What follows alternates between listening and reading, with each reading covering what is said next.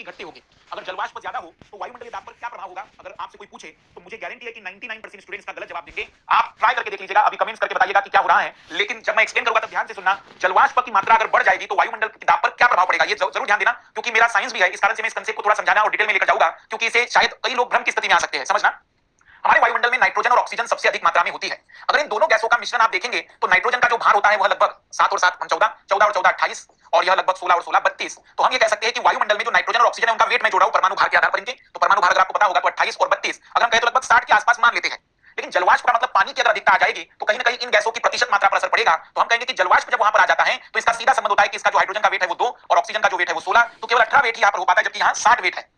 जब भी जलवाष्प की मात्रा बढ़ेगी तो वायु का घनत्व, वायु हल्की हो जाती है। शब्द पर ध्यान देना, कई लोग शायद इसे सुनकर अचरज में आएंगे, लेकिन ये सही है कि जब भी जलवाष्प की मात्रा बढ़ती है तो वायु वायु हल्की हो जाएगी। हम कहेंगे कि जो वायु है वह हल्की हो गई है, उसका घनत्व कम हो गया है। वायु हल्की हो गई है, उसका घनत्व कम हो गया है, और घनत्व कम होने का सीधा सा संबंध होगा कि वहां पर वायु दाब कम हो जाएंगे।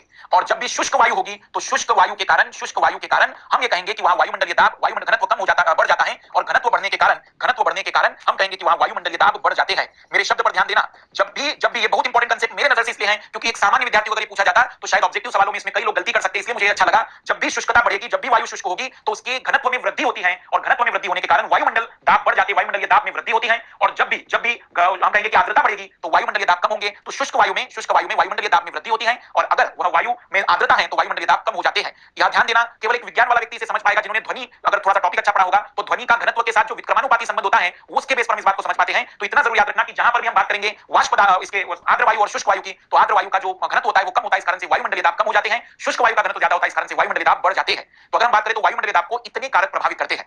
लेकिन वायुमंडलीय दाब पर केवल